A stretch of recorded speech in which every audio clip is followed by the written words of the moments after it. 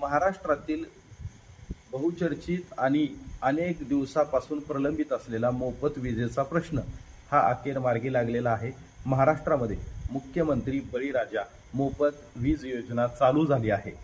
त्याचा GR आज प्रसिद्ध झाला आहे। मात्र यासाठी कोणते शेतकरी पात्र आणि अपात्र ठरणार आहेत याबद्दल जाणून घेणं गरजेचं आहे।